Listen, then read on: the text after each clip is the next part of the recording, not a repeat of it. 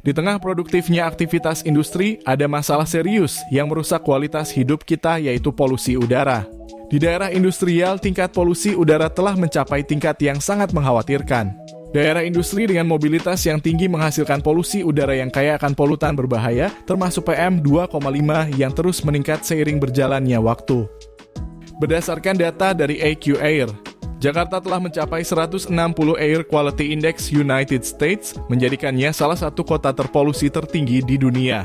Di daerah industri seperti Bekasi, polusi udara menjadi masalah yang mendalam dan mengancam.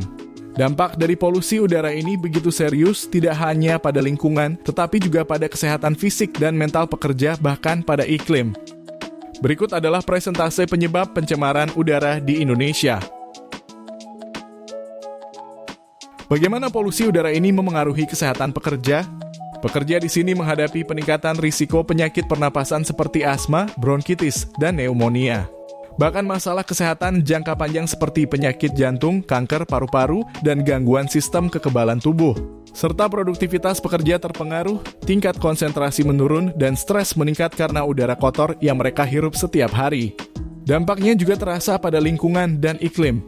Asam hujan yang disebabkan oleh emisi gas beracun merusak lahan pertanian, sungai, dan danau. Polutan seperti karbon dioksida menjadi penyumbang utama perubahan iklim global. Dengan bahaya yang begitu besar ini, apa yang bisa kita lakukan?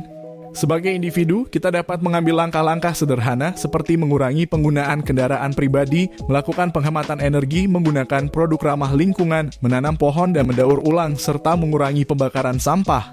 Bagaimana perusahaan dapat membantu mengurangi polusi udara di daerah industri? Pertama, perusahaan dapat menggunakan dust collector yang dirancang khusus untuk mengumpulkan, menyaring, dan menghilangkan debu, partikel kecil, dan polutan udara lainnya. Ini akan menjaga kualitas udara di lingkungan kerja dan lingkungan sekitar, serta mematuhi peraturan lingkungan. Selain itu, perusahaan dapat beralih ke energi dan bahan ramah lingkungan untuk mengurangi emisi mereka. Bagaimana peran pemerintah dalam mengatasi masalah ini?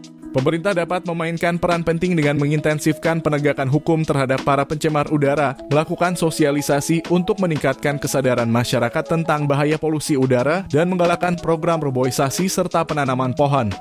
Jika polusi tetap seperti sekarang, usia harapan hidup penduduk Indonesia berkurang hingga 5,5 tahun.